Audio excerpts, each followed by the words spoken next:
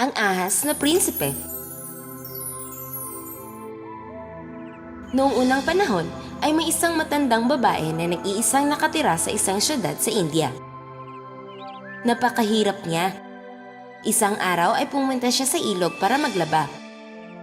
At mayroon siyang dala na tansong palayok na palagi niyang ginagamit para lagyan ng tubig pabalik sa kanyang kubo. Ibinaba niya ang palayok sa ilog habang siya ay naglalaba. Pero nang buksan niya ang takip para ito ay punuin, ay may isang kumikislap na makamandag na ahas sa loob. Sa isip niya, dadalhin ko ang ahas na ito sa aking pag-uwi at hahayaan siyang patayin ako doon dahil ako ay mahirap lamang at nang-iisa at gusto ko nang mamatay. Nang marating na niya ang kaniyang kubo, ay itinumban niya ang palayok sa sahig. Pero kanyang ikinagugulat, imbis na ahas ay isang napakagarang kwintas ang nahulog palabas. Pinulot niya ito at nagmamadaling pumunta sa palasyo at iniregalo ito sa hari.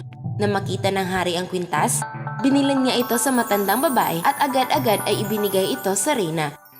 Kung saan ang kaniyang mga araw ay puno ng kalungkutan dahil wala siyang mga anak. Ang reyna ay nagagalak sa magandang kwintas at ikinandado ito sa kaniyang kaba ng mga alahas. Minsan sa sumunod na mga araw ay gusto niya itong tingnan muli. Pero nang buksan niya ang pinto ay may nakita siya na kaniyang ikinagalak. Dahil nawala ang kwintas at sa kaniyang lugar ay may isang batang lalaki na nakahiga sa sutlang unan at nakatawa at masayang nakangiti sa kanya. O napakalambing! Matagal ko nang gustong magkaanak. Ang batang ito ay ang pinakamagandang yaman kaysa sa lahat ng mga kwintas na nagawa. Dumaan ang mahabang panahon at ang bata ay lumaking isang binatang lalaki na ang kaniyang kagandahan at karunungan ay hinahangaan ng lahat. Ang kaniyang mga magulang ay sinimulang maghanap na mapapangasawa ng kanilang anak at sa huli ay napagkasunduan na ang kaniyang mapapangasawa ay isang magandang prinsesa na galing sa ibang bansa. Ngayon, ang matandang babae na nagbenta ng kwintas sa hari ay binigyan ng trabaho para maging tagapag-alaga ng batang prinsipe. Mahal na mahal niya masyado ang bata at sa kanyang hangal na pagmamataas, hindi niya mapigilang magyabang sa ibang mga katulong na mayroong kababalaghan sa kanyang kapanganakan. Ang chismis na ito ay kumalat at nakarating ito sa pandinig na mapapangasawa ng prinsipe. Puno ng kuryosidad, gusto niyang malutas at malaman ang lihim kapag nagiging asawa na siya nito. Ang prinsipe ay maamong kinausap ang kaniyang mapapangasawa pero hindi siya sinagot nito. Nanahimik lang siya sa loob ng mahabang oras habang ang prinsipe ay nagsusumamo sa kanya para magsalita at sa huli siya ay nagsalita. Sabihin mo sa akin ang kwento ng iyong kapanganakan, mahal na prinsipe. Ang prinsipe ay napuno ng pagkadismaya sa kanyang hinihiling. Kung sasabihin ko sa iyo ay pagsisisihan mo kung bakit mo ako tinanong. Sa sumunod na mga buwan, ang kanilang mga buhay ay nanatiling ganito. Ang bawat isa ay lumalaking malungkot at namumutla sa kadahilan ng may lihim na namamagitan sa kanila. Sa wakas ay hindi na ito nakayanan ng prinsipe at sinabi sa kanyang mapapangasawa, Sa pagsapit ng hating gabi mamaya, isinusumpa ko na sasabihin ko sa iyo ang aking lihim. Pero ito ay pagsisisihan mo sa buong buhay mo. ang prinsesa ay masyadong natuwa sa kanyang narinig at hindi man lang pinansin ang kanyang babala. Sa pagsapit ng gabi ay nagutos ang prinsipe na siyahan ang lahat ng kaniyang mga kabayo at nang malapit ng sumapit ang hating gabi ay isinakay niya ang kaniyang prinsesa papunta sa may ilog. Sa may tabing ilog siya ay huminto at nagtanong sa walang katapusang malungkot na boses. Gusto mo pa rin bang sasabihin ko sa iyo ang aking lihim? Oo, Kung gayon, ngayon, ako ay anak ng isang hari ng isang malayong kaharian. At ako ay binago ng isang napakasamang sumpa at ginawang ahas. ni hindi pa niya matapos sabihin ang huling kataga, ay nalugmok na siya sa lupa at naglaho. Ang prinsesa ay nakarinig ng kaluskos at nakita sa tulong ng aninag ng buwan ang isang ahas na dumausdos papuntang ilog. Tinawag niya ang kanyang mahal na bumalik at hanapin siya kahit saan. Pero ang gabi ay itinago ang kanyang lihim at ang kanyang prinsipe ay hindi na bumalik. Na makita siya ng hari at reyna kinaumagahan, umiiyak siya at ang kanyang mahabang buhok ay nakabuhaghag. Ang kanyang mga paa ay may mga galos at dumudugo dahil sa mga bato na kanyang naapakan sa gabing iyon. Sa paghahanap sa kanyang asawa, ang hiling lamang niya ay magtayo sila ng templo ng itim na mga bato sa gilid ng ilog, kung saan siya ay maninirahang mag-isa at humalinghing para sa prinsipe. Maraming taon na ang lumipas at naghihintay pa rin ang prinsesa sa pagbabalik ng kanyang asawa ni hindi siya umalis sa templo at ang kanyang mga tagabantay na nagmamasid sa kanya at walang pinahintulutang makapasok sa loob. Pagkatapos, may isang umaga nang siya ay magising ay nakita niya na ang kanyang unan sa kanyang tabi na may bahid ng sariwang putik. Tinanong niya ang mga bantay kung may pumasok sa kanyang silid habang siya ay natutulog. Pero wala silang nakita ni isa. Sa ikatlong gabi, ang prinsesa ay determinadong hindi matutulog at magmasid. Kaya sinugatan niya ang kanyang daliri ng kutsilyo para hindi siya makatulog dahil sa sakit. Sa hating gabi ay nakakita siya ng ahas na dumaosdo sa may sahig na may putik galing sa ilog na kumakapit sa kanyang mga balat. Umakyat ito sa kanyang higaan, itinaas ang ulo at humiga sa kanyang tabi. Sino ka at anong kailangan mo? Ako ang prinsipe, ang iyong asawa. At pumunta ako rito para makita ka. Muli. Ang prinsesa ay nagsimulang umiyak habang pinagmamasdan siya at habang nakatingin sa kanya ang ahas ay bumaba. Sa wakas! Hindi ba sinabi ko sa iyo na magsisisi ka sa iyong pagkamausi sa habang buhay? Oo, pinagsisisihan ko na lahat hanggang ngayon at nag-iisa na lang ako, aking prinsipe. Wala ba akong magagawa para maibalik kita sa dati? Oo, may isang paraan. Kung masyado kang matapang na gawin ito, Dapat kang maglagay ng isang mangkok ng gatas at honey sa lahat ng sulok ng silid na ito, at lahat ng mga ahas sa ilog ay pupunta dito at iinumin ang gatas. At ang isa na mangunguna ay ang reyna ng mga ahas. Dapat kang tumayo sa kanyang harapan at sasabihin, O reyna ng mga ahas, reyna ng mga ahas, ibalik mo sa akin ang aking asawa. Pero kung matatakot ka at hindi siya pigilan, ay ipapanatili niya ako sa ilalim ng kanyang kapangyarihan magpakailanman. At hindi mo na ako makikita muli. Sa mga sinabi niyang ito, ang ahas ay dumaosdos papalayo at naglaho sa may ilog. Sa sumunod na gabi, ang prinsesa ay gumawa ng 4 na mangkok ng gatas at inilagay sa bawat sulok ng silid. At siya ay tumayo sa may pintuan at naghintay. Pagsapit ng hating gabi ay may malalakas na mga pagsitsit at mga kaluskos na nagmula sa may ilog. At sa kasalukuyan ang paligid ay nababalot ng iba't ibang uri ng ahas. Kumikislap ang kanilang mga mata at kumakatal ang kanilang malatinidor na mga dila habang sila ay papalapit sa prinsesa. Pinangungunahan sila ng isang malaking kasindak-sindak na nilalang na isang reyna ng mga ahas. Ang mga bantay ay masyado natakot at tumakbo silang lahat papalayo at iniwan ang prinsesa na nag-iisang nakatayo sa may pintuan. Masyado siyang namutla pero determinadong hindi siya tatakbo. Nang malapit na sa kanya ang nangungunang ahas, siya ay umiyak. O reyna ng mga ahas, reyna ng mga ahas, pakiusap, ibalik mo sa akin ang aking asawa. Pero ang reyna ng mga ahas ay kumilos papalapit hanggang ang kaniyang ulo ay malapit nang dumampi sa pisngi ng prinsesa at ang kaniyang maliit na masamang mata ay parang sumisiklab na apoy. Pero ang prinsesa ay nanatiling nakatayo sa may pintuan at muli siya ay umiyak. O reyna ng mga ahas, reyna ng mga ahas, pakiusap, ibalik mo sa akin ang aking asawa. Pagkatapos ang ahas ay umatras at sumutsot. Bukas ay makukuha mo na siya. Nang marinig niya ang katagang ito, ang prinsesa ay namumutlang na lugmok sa kanyang higaan. Kinabukasan, hinubad ng prinsesa ang kanyang pangluksang damit at nagsuot muli ng magandang damit. Pinuno niya ng mga bulaklak ang templo at nang dumating ang gabi ay sinindihan niya ang mga parol sa hardin at ang templo ng mga kandila. At nang hating gabi, ang prinsipe ay lumapit sa kanya na nanggaling pa sa may ilog. Tumakbo siya para salubungin ito at nagyakap sila sa sobrang tuwa at umibig ng masigit pa sa nararamdaman nila noon. Ang matandang hari at reyna ay umiiyak ng may halong tuwa at nag-utos na simulan na ang pagsasalo at kasiyahan. Ang matandang babae na naging tagapag-alaga ng prinsipe ay masyado ng matanda para may magawa pa para sa mga bata kundi mahalin na lang ito, at ang prinsipe at ang prinsesa ay namuno pa sa buong lupain ng marami pang taon na may pag-ibig at karunungan sa kanilang mga puso.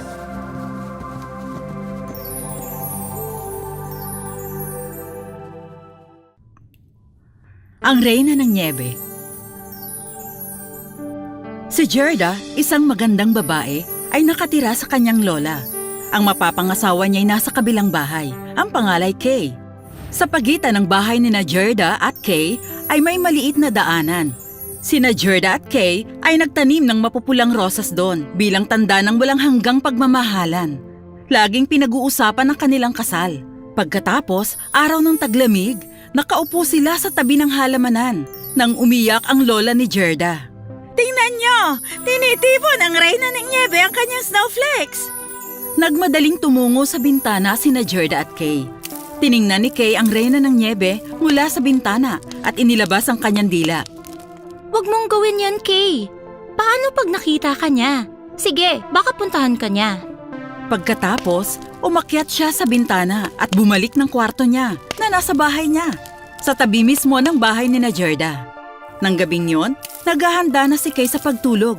Naglakad siya papuntang bintana at sumilip sa labas. Napansin niya ang kakaibang mukhang snowflake. Nakita niya ang mabilis nitong paglaki, papalaki ng papalaki. Hanggang ito ay maging ang Reyna ng Nyebe. Hawak-hawak nito ang plato ng mga candy na ang tawag ay Turkish Delights. Hindi ito kayang tiisin ni Kay. Kumuha ng isang dakot mula sa plato. Habang katakawang isinusubo niya to, hinawakan ng babae ang kamay niya at hinila siya mula sa bintana papunta sa karwahe. At biglang umalis ang grupo ng kanyang mga kabayo. Tiyak na takot si Kay. Ngunit pinabagal ng mga kinaing candy ang kanyang pag-iisip at pangunawa. Kinaumagahan, dumating si Gerda upang bisitahin si Kay. Wala ito dito. Hinanap niya ito sa lahat ng lugar. Tumakbo sa nayon, ginalugad ito at umiyak. Nakita mo ba si Kay? Nakita mo ba ang aking si Kay? Ngunit wala kahit isa ang nakakita dito. Walang nakakaalam kung saan ito nagpunta. Huwag naman sana siyang namatay. Pakiusap, hindi sana siya namatay. Naniniwala ako na hindi. Tumingala si Gerda at nakita niya ang isang ibong maya. Kapag naghahanap kami ng pagkain, umuupo kami sa tuktok ng bubong. Nakikita namin lahat. Makikita namin siya, maliban na lang kung nahulog siya sa ilog. Tatanungin ko muna ang diwata ng ilog. Maliit na bakas ng pag-asa ang lumiwanag sa puso ni Gerda. Kung nalunod siya, alam yon ng diwata ng ilog. Kaya, pumunta siya malapit sa ilog at sumigaw. Ilog! Ilog! Dumating ba si Keiko dito? Nahulog ba siya sa malalim mong tubig at nalunod?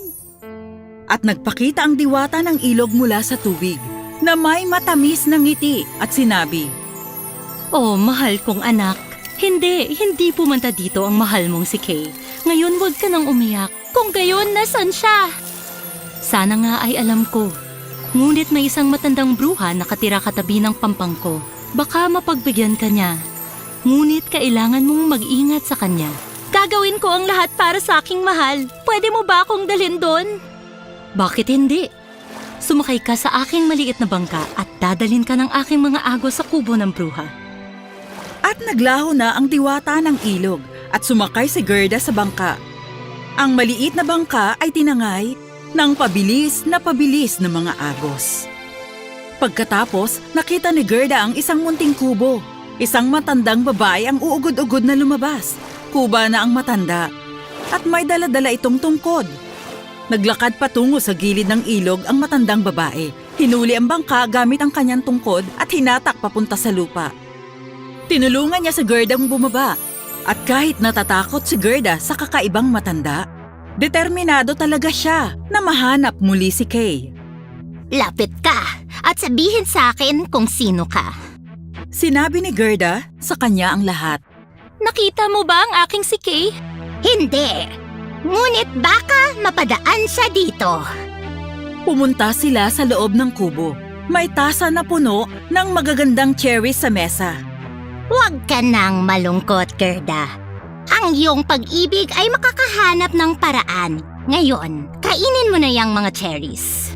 Habang kumakain si Gerda, sinuklay ng matandang babae ang buhok niya. Nang gininto ang suklay. Bumubulong habang nagsusuklay. Matagal ko nang nais ang apong katulad mo. Nakalimutan ni Gerda ang tungkol kay Kay. Dahil sa sumpang inilagay ng matanda habang sinusuklayan siya nito. Gusto ng matandang bruha na mamalagi siya dito na parang sarili niya. Makalipas ang ilang sandali, bumulong si Gerda. Dito na ako habang buhay. Ngunit isang araw, habang nasa hardin, napansin ni Gerda ang mga pulang rosas. Nagpaalala ito kay Kay. Ang alaala ni Kay ang nagtanggal ng sumpa ng matanda at tumakbo si Gerda sa may trangkahan ng hardin. Tumakbo siya hanggang sa hindi na niya kaya at tumigil sa may tulay na bato. Maya-maya'y napapaligiran na siya ng mga trolls. Ang mga ito ay nagsilapitan at hinuli si Gerda. Mataba siya at maganda at pinapakain siya ng mga buto at pulot. Tiyak na masarap yang tikman. Maglalaro muna kami. Ibibigay niya sa akin ang kanyang guwantes at magandang damit. Isang maliit na babaeng troll na halos kasing edad na Gerda ay malungkot ang mukha na nakatingin sa kanya. Hinawakan nito ang bewang ni Gerda at sinabi, "Hindi ka nila papatayin. Poprotektahan kita." Nagtawanan ang mga trolls at nagkasundo na ibigay kay Gerda ang maliit na troll. Ipinaliwanag ni Gerda ang nangyari sa kanya, kung gaano niya kamahal si Kay at paano niya ito mahahanap. Pagkatapos nilang kumain at uminom, naglakad sila sa ilalim ng batong tulay. Sa ibabaw nito, mahigit sa 100 ibon ang nagkunwaring tulog. Nakikinig at pinanonood sila. Nakita namin si Kay! Saan?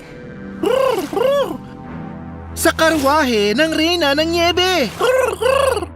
Saan sila pupunta? Sa Lapland! May kastilyo ang Reyna ng Niebe doon! Nagseryoso ang munting babaeng troll. Tumango sa kanya at sinabi, "Tutulungan kitang makuha ang mahal mo." Pumunta ang babaeng troll malapit sa kanyang alaga, isang usa. Tiningnan niya ito at sinabi, "Tatanggalin ko ang tali mo. Tatakbo ka ng mabilis at dalhin mo itong magandang babae sa kastilyo ng Reyna ng Niebe. Tulungan mo siyang hanapin si Kay." Pagkatapos, pinutol ng munting troll ang tali ng usa at si Gerda at ang usa ay palayong lumipad. Tumakbo ito hanggang makarating sa kastilyo ng Reyna ng Niebe. At doon, ibinaba niya si Gerda. Mula rito ay maglalakad ka na mag-isa. Andito lang ako pagbalik mo. Titiyakin ko na makakauwi kayo ng mahal mo ng ligtas. Naglalakad si Gerda sa labas ng matataas na kastilyong yelo ng Reyna ng Niebe. Nang biglay napapaligiran na siya ng libo-libong snowflakes na lumilipad sa paligid niya. Ito'y mga gwardya ng Reyna ng Niebe. Nagdasal si Gerda. Sobra talaga ang lamig at nakikita na niya ang sariling hininga. Lumalabas ito na parang usok mula sa bibig niya. Habang siya'y nagdadasal, padami na ng padami ang usok. Hanggang magkorteng mga munting anghel ito. Nang matapos na ni Gerda ang kanyang dasal, batalyon na ng mga munting anghel ang nakapaligid. Inatake nila ang mga snowflakes at nagsimula ang laban. Nagmadali si Gerda patungong kastilyo ng Reyna at natagpuan niya si Kay nasa loob ng mga dingding na yelo. Kay! Mahal kong Kay! Natagpuan na rin kita sa wakas! Si Kay ay halos nagyayelo na. Nangangasul na mula ulo hanggang paa. Dahil sa sobrang pagkahilig niya sa kending Turkish Delights. Wala na siyang nararamdaman na kahit na ano. Sa bawat oras ay pinapakain siya ng Reyna ng matamis, masama at malakas na gayuma. Niyakap siya ni Gerda. Tumulo ang mainit nitong mga luha na bumagsak sa dibdib ni Kay at tumagos sa puso niya. Tinunaw nila ang yelo na naging puso na ni Kay. Bumalik ang init ng kanyang katawan. Nakilala niya si Gerda at maligayang umiyak. Gerda, saan ka nang galing? Matagal kang nawala. Kay! Hinanap kita, mahal ko! At nahanap din kita sa wakas! At naghawakan sila. Tumatawa at umiiyak sa tuwa. Ang tapat na usa ay naghintay sa kanila. Nang paparating na ang mga ito, lumuhod siya upang makaakyat ang mga ito sa likod niya. Umuwi sa kanilang tahanan na may galak at pasasalamat, maningning ang mga mata. Di nagtagal, nagpakasal sila at namuhay ng maligaya magpakailanman. Wakas. Ang Isdang Prinsipe. Nung unang panahon, mayroong mag-asawang hari at reyna na may 2 anak. Ang panganay sa kanila ay hindi matangkad at hindi rin kagwapuhan na mayroong isang mata na nasa gitna ng kanyang noo. Samantalang ang bunso naman nila ay matangkad at makisig at may tindig na malaprinsipe. Paborito ng hari ang bunso kaya nagpasya siyang gawing tagapagmana ang gwapong nakababatang anak. Walang sino mang susunod sa isang maliit na taong may isang mata. Nagalit ang panganay na si Disa nang marinig niya ang sinabi ng ama. Akin lang ang kahariang ito. Kung hindi, dapat itong hatiin. Determinado naman si Matni, isang salamangkera at asawa ni Disa na makuha ang buong kaharian para sa asawa niya. Nagpahanda siya ng salo-salo at inimbitahan ang kapatid ng asawa niya. Sinabi niya sa asawa niya, Pagkatapos ng hapunan, gusto kong isama mo ang kapatid mo sa balkonahe kung saan matatanaw niyo ang ilog. Gagawin ko siyang isang isda. Pagkatapos, pwede mo na siyang itapon sa tubig. Mawawala na rin siya dito sa wakas. Sumang-ayon naman si Disa. Pagkatapos nga ng hapunan, inimbitahan niya ang kapatid niyang sumama sa kanya sa balkonahe. Pagkatapos, binudbura naman ni Matni ng pulbos ang ulo ng bunsong prinsipe. Pagkatapos niyang gawin ito, naging isang maliit na isda ang prinsipe. Kinuha siya ng kanyang kapatid at inihagis siya sa ilog. Tumawa siya ng malakas sa tagumpay nilang plano. Mabilis ang mga pangyayari. Ni hindi na malaya ng bunsong prinsipe ang nangyari sa kanya. Pumipiglas pa siya bago siya tuluyang inanod sa mabilis na agos ng ilog. At doon niya napagtanto na nagpalit anyo na pala siya bilang isang isda. Dahan-dahan siyang lumangoy hanggang sa kailaliman ng ilog. Nalaman niya na isinumpa siya ng salamangkerang si Matni. Kaya gusto niyang makaalis at makalayo sa salamangkerang ito. Kaya siya ay lumangoy hanggang sa makaalis na siya sa kaharian ng kanyang ama. Tapos isang araw, nahuli siya ng lambat ng mangingisda. At dinala siya nito sa palasyo ng isang hindi kilalang kaharian para ihanda sa hapunan nila. Hindi naman siya isang malaking isda, kaya naisip ng tagapagluto na mas mabuting gawin na lang siyang isang alaga kaysa lutuin pa. Dadalhin ko na lang siguro ito sa kwarto ng reyna. Wala siyang anak, kaya siguradong matutuwa siya rito. Tuwang-tuwa nga ang reyna sa maliit na isdang dinala sa kanya at libang na libang siya dito. Ilang araw rin ang nakalipas, mas malaki na ang isda kaysa sa kinalalagyan niya. Kaya nagpagawa ng mas malaki ang reyna para sa kanya. Nakakatuwa talaga ang isdang ito. Tatawagin ko siyang Neo, ang isdang prinsipe. Matapos ang ilang araw, mabilis na lumaki ang isdang prinsipe na kinakailangan na ng reynang magpagawa ng mas malaking tangke kung saan dadaloy papasok ang tubig mula sa ilog, papaloob at papalabas. Ngunit isang araw, natakot ang reyna na baka hindi na komportable si Neo sa bago niyang tirahan. Kaya tinanong niya ito. Masaya ka ba rito, Neo? Pagkatapos niya makapag-isip-isip, sumagot ang prinsipe. Masaya naman po ako, mahal kong inang reyna. Pero kung magkakaroon lang po sana ako ng asawa, mas magiging masaya ako. Nakakalungkot lang pong mag-isa lang ako dito. Wala akong makausap. Nagulat ang reyna sa isinagot ng prinsipe, pero hindi naman niya talaga alam na hindi isang isda ang prinsipe. Tinuring na ng reyna ang isdang prinsipe na parang isang tunay na anak. Hindi niya rin kayang makitang tanggihan ng anak niya nang mapipili niyang mapangasawa. O sige, hahanap ako ng mapapangasawa mo agad at magpapagawa ako ng kwarto sa tirahan mo para sa kanya. Nakapagpagawa nga siya ng isang kwarto, pero hindi naman madali ang makahanap ng mapapangasawa ng isdang prinsipe. Alam ng lahat na alagang isda ng reyna si Neo, at ang iba pa ay usap-usapan na lamang. Sabi-sabi pa ng mga taga roon, na isa siyang isdang halimaw at gusto niya lang kainin ang mapapangasawa niya. Pero nagpadala pa rin ng mga mensahero ang reyna sa malalayong lugar, kabilang na ang mayayaman at mahihirap. Pero walang kahit sinong magulang ang gustong ibigay ang anak nila para ipakasal sa isdang prinsipe. Kaya, naisip ng reyna na magbigay ng malaking pabuya sa kung sino man ang papayag na ipakasal ang anak nila sa isdang prinsipe. Ngunit wala pa ring nangyari. Matapos ang matagal na panahon, sa wakas, nabalitaan ng fakir ang malaking pabuyang ginto at sinabi niya sa mensahero, Pwede mo nang kunin ang panganay kong anak. Sigurado akong mas mapapabuti ang buhay niya roon kaysa rito. At yayaman din ako sa ginto. Nasaan siya? Naroon siya sa may ilog naglalaba. Anak ko siya sa una kong asawa. Pinagtatrabaho lang siya dito ng kanyang madrasta at hindi siya pinapakain ng maayos. Ibinibigay ko lang naman kung anong nararapat para sa kanya at yun lang ang dapat sa kanya. Sige, pwede mo siyang kunin. Gusto na talaga namin siya makaalis dito. Kung gusto siyang kainin ng prinsipe, sige lang. ibinigay na ng mensahero sa fakir ang supot ng ginto tulad ng ipinangako at pumunta sa ilog kung saan nakita niya roon ang isang magandang dalaga naglalaban ng damit sa tabi ng ilog. Napaiyak ng tuluyan ng dalaga matapos niyang malaman kung ano ang tungkulin niya at nakiusap siyang magpapaalam muna sa isang matalik na kaibigan bago siya umalis. Sinong kaibigan ba ito? Pinagmamadali na tayo ng reyna. Isa siyang kobra na may 7 ulo. Matagal ko na siyang kaibigan. Bata pa lang ako. Umiiyak pa rin. Ang dalaga ay tumakbo sa pangpang at inilabas naman ng kobra ang 7 ulo niya sa butas na tinitirahan niya. Alam ko na ang lahat, kaibigan. Sige na, tahan na.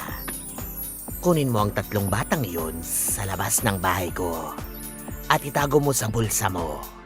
Kapag nakita mong lumabas si Neo, ibato mo ang isang bato sa kanya. Kapag tinamaan siya, siguradong lulubog siyang pailalim. Kapag nakita mong umahon pa rin siya, ibato mo ang pangalawa at lulubog ulit siya. Ibato mo na sa kanya ang pangatlo at magpapalit anyo siya. Mula isda, magiging prinsipe siya. Ibig mong sabihin di siya isda? Anak siya ng isang hari at nasa ilalim siya ng salamangka. Pero mababali mo ang sumpa sa paraan na sinabi ko sa'yo. Kaya, pinunasan ni Maya ang mga luha niya at sumama na sa mensahero papunta sa palasyo. Itinuro sa kanya ang isang magandang kwarto na inihanda para sa kanya sa loob ng tangke kung saan nakatira ang prinsipe. Hinagkan siya ng reyna at ang sabi niya, Ikaw na nga ang dalagang hinahanap ko na gusto kong mapangasawa ng alaga kong si Neo. Pinapasok na siya sa maliit na kwarto. Doon siya naupo at naghintay ng matagal habang hawak niya ang mga bato sa kamay niya. Pagkatapos, narinig niya ang tunog ng rumaragasang tubig at alon na papunta sa pintuan niya. Nakita nga niya ang isang napakalaking isdang lumalangoy papunta sa kanya habang nakabuka ang bibig nito. Gusto kong makita ang mapapangasawa ko. Buksan niyo ang pintong ito. Nanginginig mula ulo hanggang paa sa takot, binuksan ni Maya ang pinto. Tapos ibinato niya ang unang bato at pumasok ito sa lalamunan ng isda. Lumubog nga siya. Pero maya-maya pa, lumutang siya ulit sa ibabaw. Pagkatapos, ibinato ni Maya ang pangalawa at tinamaan ng isdang prinsipe sa ulo niya at lumubog sa 2 beses. Kinakabahan na si Maya dahil dumaplis lang ang 3 bato niya. Dulo lang ng palikpik ang tinamaan niya. Sa pagkakataong yun, hindi na lumubog ang isda at nagbago na ito bilang isang makisig na prinsipe. Naputol mo ang salamangka. Ngayon, mamumuhay na tayo ng masaya sa lupa at hindi na natin kailangan pang tumira sa isang tangke ng mahabang panahon. At iniahon na nga sila mula sa tubig at dinala na sa palasyo, kung saan nabuhay nga si Maya at ang prinsipe ng maligaya habang buhay. Wakas.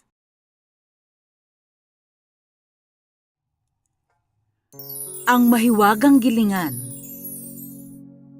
Noong unang panahon, sa Ehipto, mayroong isang dalagang ang pangalan ay Noor. Nagtatrabaho siya sa sakim niyang amo na nagngangalang Anubis. Habang nakaupo ang amo niya magdamag, nagtatrabaho naman si Nor at ang pamangkin niya sa hardin. Nanguha ng mga prutas at gulay si Nor. Samantalang si Nara at Seth naman ay nagbubunot ng damo. Pagkatapos nila magtrabaho, dinadala nila ang buslo ng pagkain sa amo nila. Ilalagay naman ni Anubis ang buslo sa timbangan. Hindi na masama. Pero sa tuwing hihingi ni Nor ang sahod sa amo niya, binubulyawan siya nito. Bumalik ka na lang bukas. Kaya walang nauwing pera si Nor.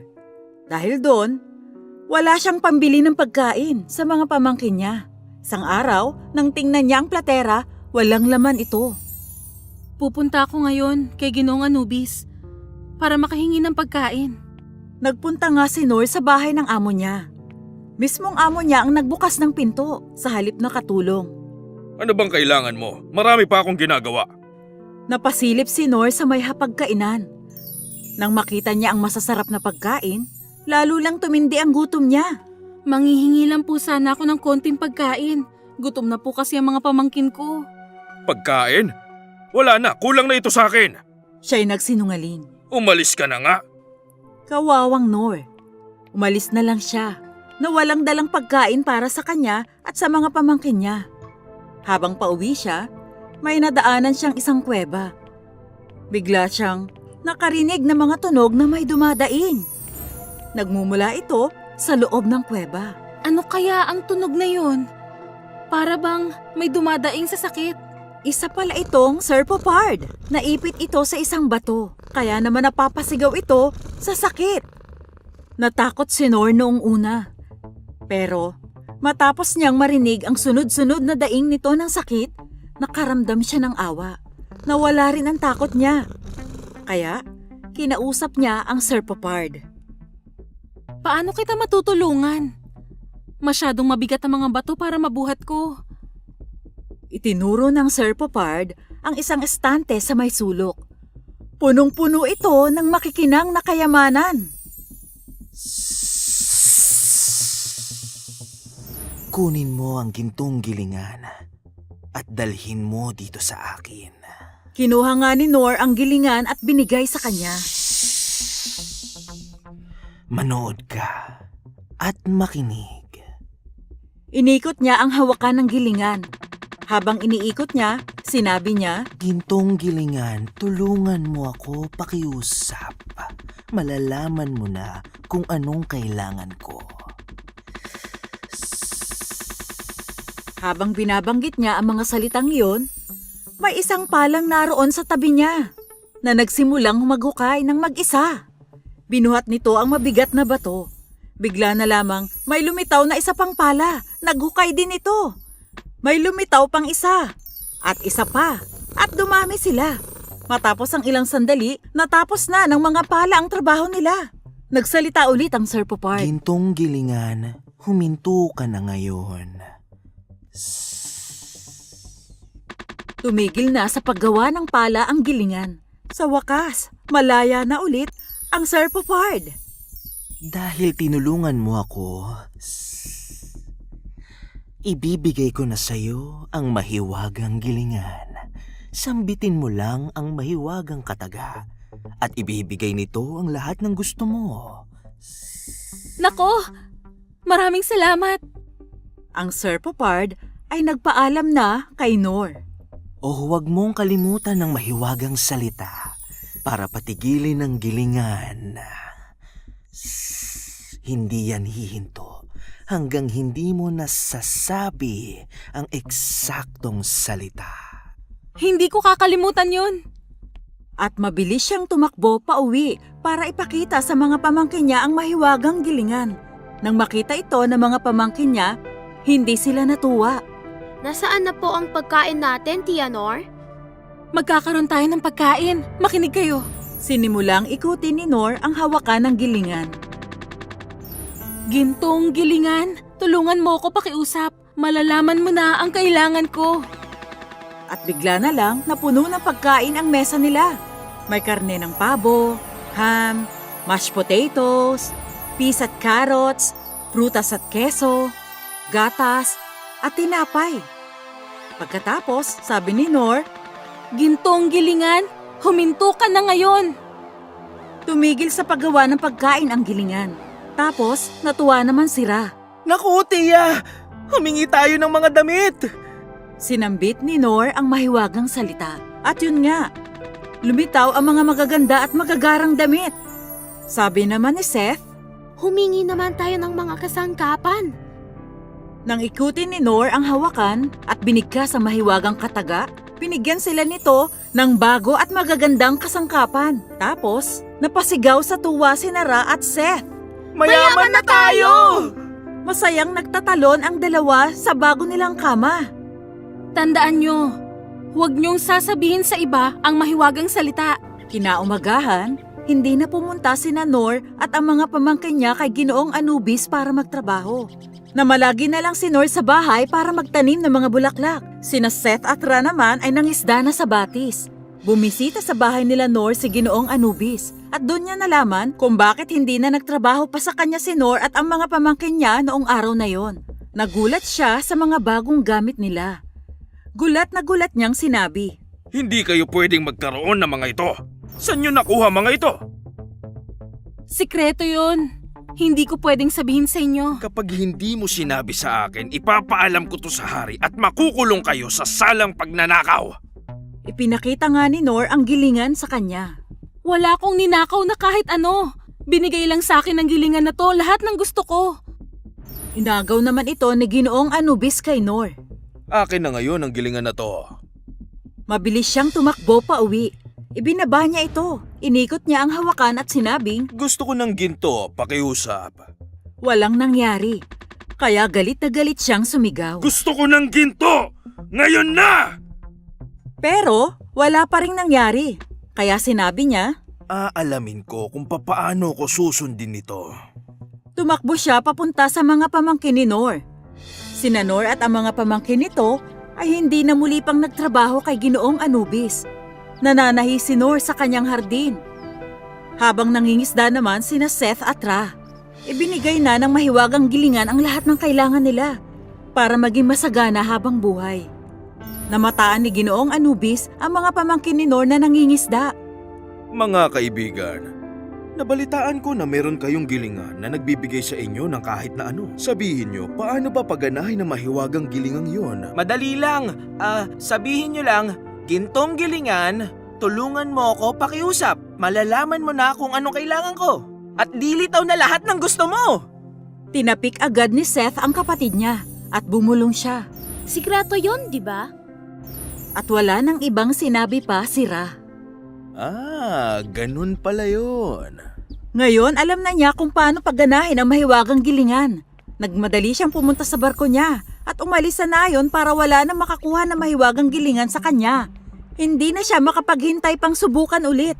Kaya inikot na niya ang hawakan habang naglalayag. Susubukan ko muna ito ngayon. Siguro, hihingi ako ng kaunting asin. At may pagkasakim nga niyang sinabi, Gintong gilingan, tulungan mo ko pakiusap. Malalaman mo na kung anong kailangan ko. Kaya noon nga, gumawa nga ng asin ang gintong gilingan. At napakarami nitong ginawa, kaya napuno ng asin ang barko ni Ginoong Anubis. Bumigat ito ng bumigat, kaya napaiyak siya. Tigil! Tumigil ka na, gilingan! Tumigil ka na ngayon din! Pero hindi niya alam ang mahiwagang salita, kaya hindi pa rin huminto ang gilingan. Unti-unting lumubog ang barko niya dahil sa bigat. Hindi nagtagal, ang barko na Ginoong Anubis ay tuluyan ng lumubog sa dagat. Pero mga bata, alam nyo ba? Gumagana pa rin ang mahiwagang gilingan at gumagawa pa rin ng asin. Kaya simula noon, napakaalat na ng karagatan. Wakas.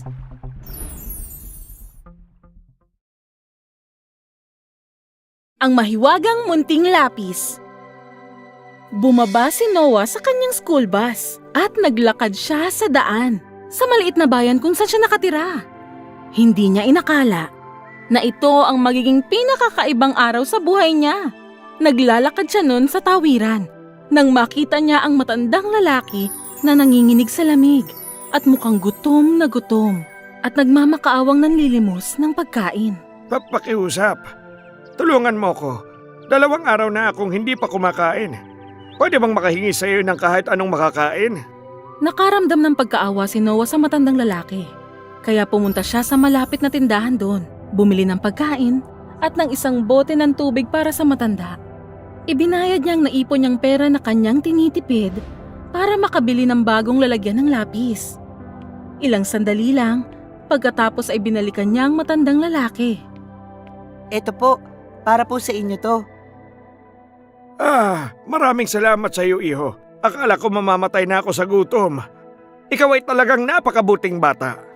Matapos kainin ng pagkain at inumin ng tubig na nasa bote na binili ni Noah para sa kanya, bumuti na ang pakiramdam niya at tiningnan niya ng may buong pagmamalaki si Noah. Ako ay matagal nang naghahanap ng isang taong may mabuting puso na napakahabang panahon.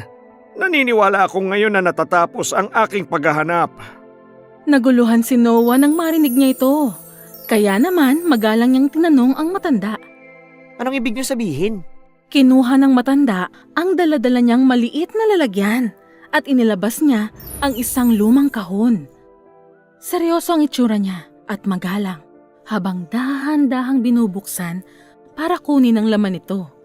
Sa loob nito, naroon ang isang lumang-lumang lapis na nagniningning na kasingkinang ng isang bituin.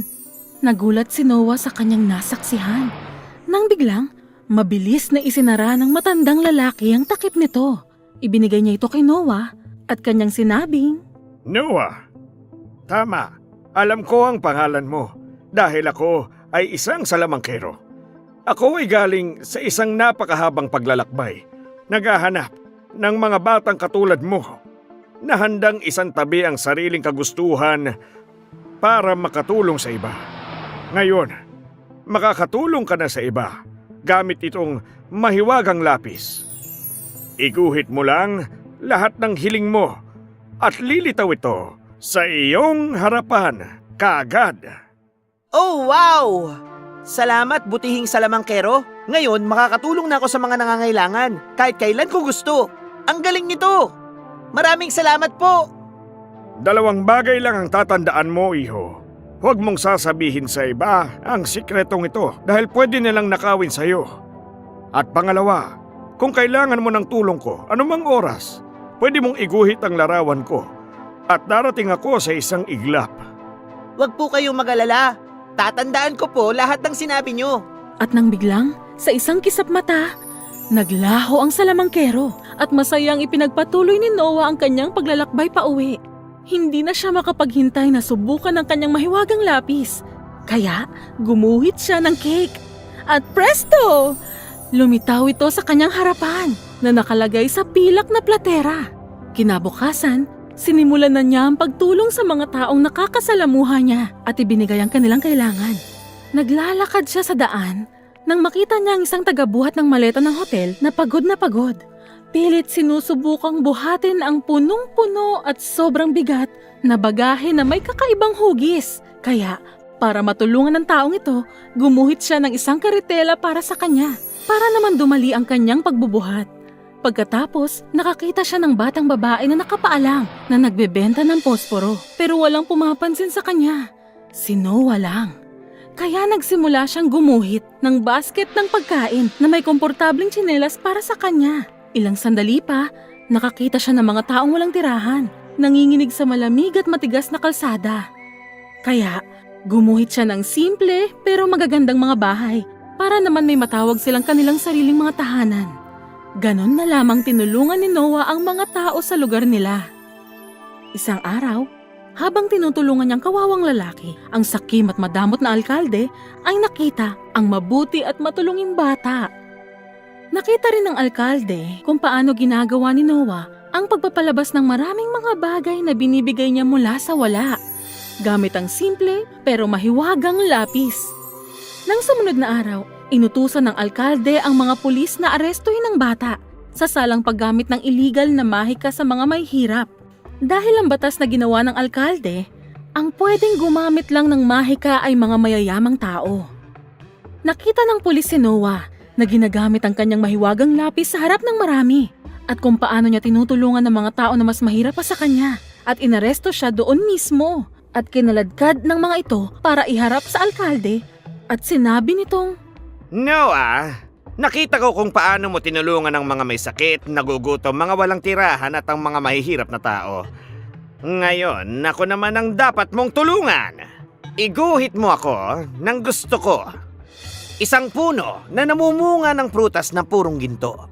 Naku, Ginoong Alkalde, mga mahihirap at nangangailangan lang po ang tinutulungan ko at di naman po kayo mahirap o nangangailangan. Hindi ako nakikiusap sa'yo, Noah. Inutusan kitang gawin ang gusto ko. Pasensya na po, Ginoong Alkalde. Hindi po magagawa ang inuutos nyo. Kung ganon, ihanda mo ang sarili mo sa matinding parusa, batang walang silbi. Inutusan ng alkalde ang kanyang mga tauhan na piliting kunin kay Noah ang mahiwagang lapis. Isa sa mga pulis ang nakakuha nito at binigay sa alkalde. Ngayon, nagsimulang gumuhit ang alkalde ng punong may gintong bunga. Isa tong magandang larawan, puno ng makukulay na detalye. Pero ang mahika sa mahiwagang lapis ay hindi gumana sa kanya. Ibinigay niyang pangguhit sa pulis at inutusang subukan na gumuhit ng larawan. Pero wala ring nangyari sa pagguhit niya ng larawan ng isang patpat na kabayo na inilagay niya sa isang bagong blankong papel. Nagsalita ang pulis sa alkalde. Tingin ko po, hindi tayo susundin ng lapis, Ginoong Alkalde. Kamay lang ni Noah ang sinusunod nito, kaya tanging si Noah lang po ang makakatupad ng kahilingan nyo. Galit na galit ang masamang alkalde. Noah! Tatanungin kita sa huling pagkakataon. Ibibigay mo na ba sa akin ang hinihingi kong puno sa'yo o hindi? Mag-ingat ka sa isasagot mo, huling pagkakataon mo na to! Matapang na bata si Noah. Pero sa puntong to, gusto na lang niyang matapos ang buong kaguluhang ito. Kaya, sinabi niyang guguhit siya ng larawan at ibinigay ng alkalde sa bata ang mahiwagang lapis. Ang iginuhit ni Noah ay ang larawan ng isang matanda sa piraso ng papel. At ang salamangkero na siyang nagbigay sa mabait na bata ng mahiwagang lapis ay dumating para sagipin si Noah. Pagkadating nito, ginawang pusa ng matandang salamangkero ang mga pulis at sinabi niya, Huwag kayong magkakamaling subukang gamitin ang kapangyarihan ng lapis na to para sa iyong labis na kasakiman, Ginoong Alkalde. Dahil kapag ginamit mo, ikaw ang susunod na magiging pusa gaya ng iba. Ang alkalde ay takot na takot at nanginginig sa mga narinig. Pagkatapos, pinagsabihan ng matandang lalaki ang alkalde na huwag maging napakasakim at makasarili. Napagtanto ng alkalde ang mga pagkakamali niya at humingi ng tawad kay Noah at sa salamangkero.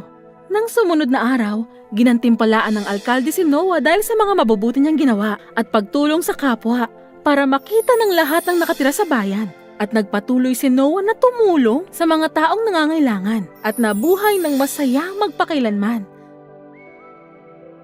Wakas.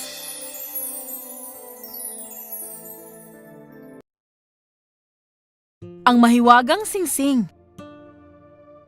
Isang mayamang lalaki ang nagbigay sa kanyang anak ng 300 gintong pilak. Hinayaan niya itong umalis para maglakbay sa mundo at makahanap ng trabaho para sa natatangi niyang kakayahan. Si Robin, ang kanyang anak na lalaki, ay kinuha ang pera at nagpaalam na sa kanyang ama. Hindi pa man din siya nakakalayo nang makasalubong niya ang mga magpapastol na nagtatalo sa aso na balak ng ilan na patayin. Pakiusap, huwag niyong patayin ang aso. Bibigyan ko kayo ng 100 gintong barya bilang kapalit. Pakiusap ng binata. Noon ding yun, nagkaroon din ng kasunduan. Kinuha ng inosenteng binata, ang aso at nagpatuloy sa paglalakbay. Hindi pa man din nagtatagal, may nakita na naman siya mga tao na nagtatalo sa pusa. Gusto ng ilan na patayin ito. Ayaw naman ng iba. Pakiusap, huwag niyo itong patayin. Bibigyan ko kayo ng 100 gintong barya bilang kapalit. At syempre, ibinigay nila ang pusa at kinuha ang pera. Nagpatuloy si Robin at nakarating siya sa isang nayon kung saan meron uling mga taong nag-aaway dahil sa nahuli nilang ahas. Gusto itong patayin ng ilan, pero ayaw naman ng iba. Huwag po, huwag niyo pong patayin ng ahas. Bibigyan ko kayo ng 100 gintong barya para dito. Syempre, pumayag ang mga tao. Masaya na lang kinuha ang pera. At dahil dito, isa na siyang may-ari ng ahas, aso at pusa. Umuwi na si Robin. Wala kang utak, walang silbi. Sigaw ng kanyang ama. Matapos niyang malaman kung paano ipinamigay ng anak niya ang pera na ibinigay niya. Doon ka ngayon matulog sa kwadra hanggang magsisi ka sa ginawa mo. Hindi ka na makakapasok dito sa bahay! At doon nga sa kwadra tumira ang binatang si Robin. Kasama niya roon ang aso, pusa at ang ahas. Minahal siya ng mga alaga niyang hayop. Isang araw, habang nag-uusap-usap silang lahat, sinabi ng ahas sa amo niya, Ako ang anak ni Haring Basilisk. Isang araw, nang lumabas ako ng bahay para lumanghap ng hangin, hinuli ako ng mga tao at papatayin na sana nila ako. Mabuti na lang at dumating ka para iligtas ako. Siguradong matutuwa ang aking ama kapag nakita niyang ligtas ang anak niya. Saan siya nakatira? Gusto ko sana siyang makilala. Oh, sige. Nakikita mo ba yung bundok Olympus? Sa ibaba ng bundok na yon, mayroon kang makikitang sagradong balon. Kung sasama ka sa akin, sisisirin natin ang balon at mararating natin ang kaharian ng aking ama. Nako, siguradong gagantimpalaan ka niya. Kaya lang, kapag tinanong ka niya kung anong gusto mo, sabihin mo sa kanya, ang singsing sa inyong kanang kamay, pati na ang palayok at kutsarang inyong pag-aari. Kapag nasa iyo na ang mga ito, wala ka nang kakailanganin pa. Dahil mahiwaga ang singsing, kailangan mo lang humiling dito at ibibigay nito agad. Kahit isang mansyon pa yan ay ibibigay nito sa iyo. Ang kutsara at palayok naman, ang magbibigay sa iyo ng lahat ng kakaiba at pinakamasarap na pagkain. kasama ang tatlo niyang mga alaga, lumakad na si Robin papunta sa balon at naghanda ng tumalon, gaya ng sinabi sa kanya ng ahas. Inutusan niya ang aso at ang pusa na manatili roon para bantayan ang pintuan. Nakarating naman ang binata at ang ahas sa destinasyon nila ng matiwasay. Ipinarating naman kay Haring Basilisk ang pagdating nilang dalawa. Pinuntahan ng hari ang anak niya at niyakap ito. Nagpugay ang hari sa binata at malugod siyang tinanggap sa kaharian. Maligayang pagdating dito sa kaharian ng mga serpiente, binata. Niligtas mo ang buhay ng anak ko. At nagpapasalamat ako dahil doon. Ngayon, tutuparin ko ang lahat ng hiling mo. Magsabi ka lang ng kahit anong gusto mo at ibibigay ko to sa iyo agad. Maraming salamat po, Haring Basilisk. Pero wala naman po akong nais na kapalit sa inyo. Tungkulin po ng matalinong tao na iligtas ang sinuman o anumang nasa panganib. Hindi ka lang pala mabait, pero tunay ka ring maginoo. Hinihiling ko sa iyo na dumito ka muna ng ilang araw. At nanatili nga roon ng binata ng ilang araw. Doon din ibinigay ng hari ang mahiwagang singsing, pati na ang palayok at kutsara, bilang pagkilala ng hari sa binata sa pagliligtas nito sa kanyang anak. At siya ay nakabalik. Nang marating niya ang tuktok ng bukal, nakita niya ang mga kaibigan, ang aso at pusa na naghihintay sa kanya.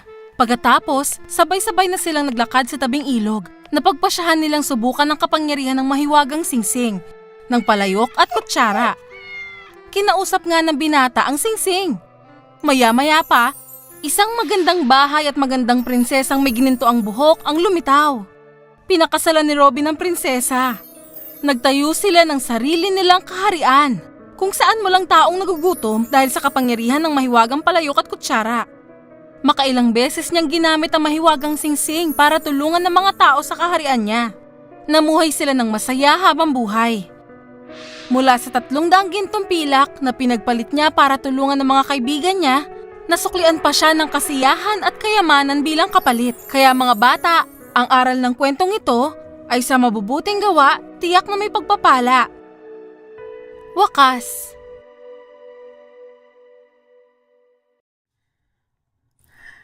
Ang masayang prinsipe. Sa mataas na bahagi ng syudad, sa may haligi, nakatayo ang estatwa ng masayang prinsipe. Nababalot siya mula ulo hanggang paa ng manipis na dahong gawa sa ginto. Sa mga mata niya ay may 2 makikinang na sapiro. May isang malaking pulang ruby na nasa hawakan ng kanyang espada. Isang gabi, may naligaw na isang ibon sa syudad. Pagod na ito at gusto na sanang magpahinga sa may paanan ng masayang prinsipe. Malapit na sana siyang makatulog nang biglang may naramdaman siyang tubig na tumulo sa kanya. Nagtaka siya dahil wala namang mga ulap sa kalangitan. Pagkatapos, may tubig na muling pumatak sa kanya. Nagpasya na ang ibon na lumipat na lang na matutulugan. Maya-maya pa, may pumatak ulit na tubig. Napatingin siya sa itaas at napagtanto niyang mga luha pala ito mula sa mata ng masayang prinsipe. Ang ibon ay napuno ng awa. Nagtanong siya, Sino ka? At Bakit ka umiiyak? Isa akong tao dati at nakatira ako sa marangiyang palasyo. Mabait naman ako at mapagpakumbaba kaya walang malungkot sa nasasakupan ko. Binansagan nga nila akong masayang prinsipe. Nang mamatay ako, itinayo nila ako dito sa mataas na haligi. Niyari ang puso ko sa tingga pero nalulungkot pa rin ako kapag nakikita ko ang kapangitan at kahirapan ng syudad ngayon. Kawawa ka naman. Kung ganon, bakit ka umiiyak ngayon? Sa malayong bayan, doon sa maliit na kubo, isang batang lalaking anak ng mananahi ang may sakit. Umiiyak siya dahil walang maibigay na pagkain ng kanyang ina. Dahil mahirap lang sila. Walang ibang maibigay ang kanyang ina, kundi tubig na galing sa malapit na ilog.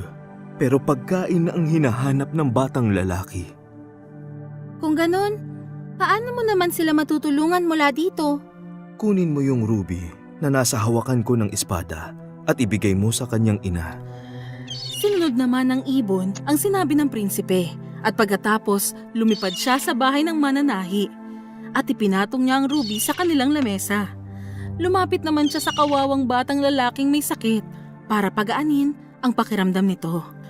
Pagkalipad niya, nagising ang ina ng batang lalaki at nakita niya ang kumikinang na ruby na nasa palad niya. Ang mag-ina ay masayang masaya. Nang makabalik ang ibon, sabi ng prinsipe, May nakikita akong manunulat. Nagkasakit siya sa lamig at lubhang gutom na. Pero nagsusulat pa rin siya ng storya dahil wala siyang makukuha pag hindi niya tinapos ang libro. Munting ibon, pwede bang dalhin mo sa kanya ang sapiro mula sa isa kong mata? Wag, mahal na prinsipe. Hindi ko magagawa yon. Yun ang utos ko, munting ibon. hindi gusto ng ibon na tanggalin ang sapiro sa mga mata ng prinsipe. Kaya may pag-aalinlangan siyang sumunod sa prinsipe. Kaya ang ibon ay muling lumipad sa kinaroroonan ng kawawang manunulat. Dahil sa isang saglit lang, mabilis niyang nilapag ang sapiro sa mesa ng manunulat. Nakita niyang wala nang malay ang manunulat dahil sa lamig at dahil na rin sa gutom. Kaya naman kumuha siya ng mga kahoy at nagsindi ng apoy sa loob ng tsimeneya. Nang lumipad na siya palayo roon, naramdaman ng manunulat ang init ng apoy at unti-unting nagkamalay. Nakita niya ang kumikinang na sapiro sa mesa niya. Laking tuwa at pasasalamat niya sa Diyos na nagbigay nito sa kanya. Nang makabalik naman ang ibon sa prinsipe, kinausap siya nito. May batang babaeng nagbebenta ng posporo. Nahulog ang paninda niya sa kanal.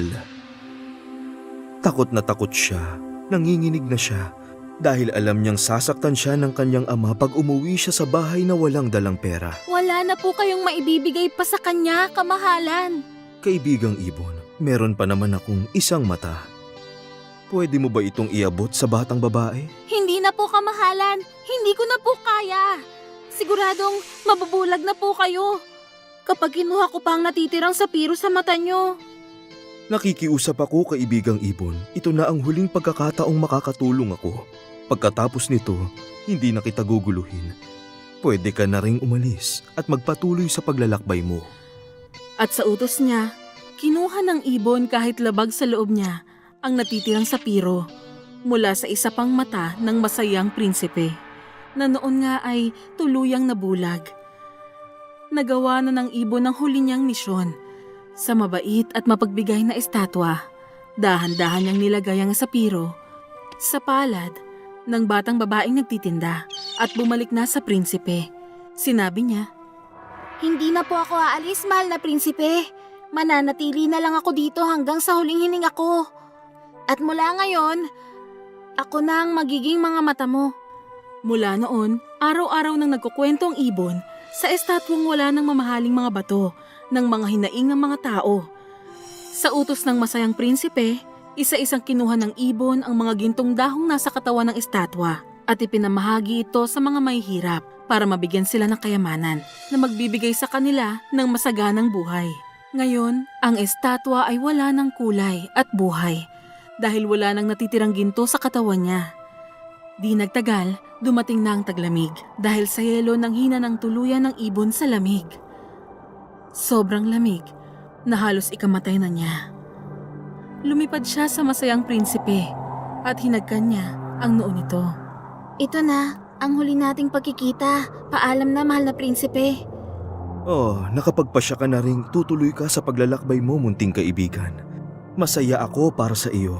Paalam, mahal kong kaibigan. Paalam. Hindi, prinsipe. Ito na ang huli kong hantungan. Alam ko mamamatay na rin ako nang magpasya ako noon na manatili rito. Pero wala akong anumang pagsisisihan. Payapa at kontento ang kalooban ko. Tuluyan nang bumagsak sa ibaba ang ibon. At namatay nga ito sa paanan ng estatwa na tunay niyang hinangaan at minahal. Umiyak ang prinsipe. Matagal din siyang naging malungkot.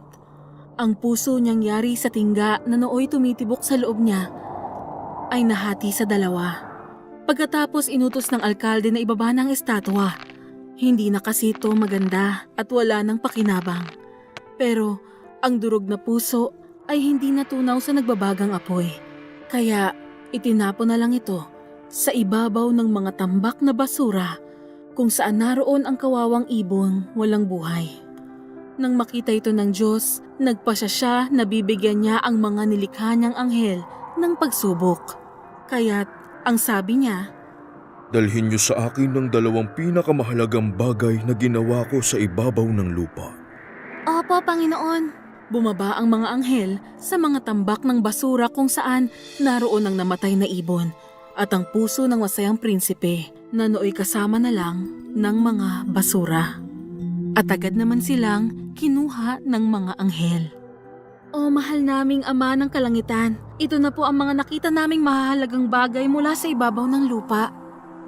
Pinuri ng Diyos ang mga anghel nang dalhin nila sa kanya ang pusong yari sa tingga ng masayang prinsipe at ang namatay na ibon. Ngayon mananatili na dito sa aking hardin ng ibon at ang prinsipe ay mananatili rin dito at magsasaya sila dito sa aking kalangitan. Kaya ngayon, sa tuwing makikita ng ibon at ng prinsipe ang paghihirap sa lupa, nahuhulog mula sa langit ang mga luha nila. Yun ang nagiging dahilan ng pag-ulan mula sa ulap. Wakas.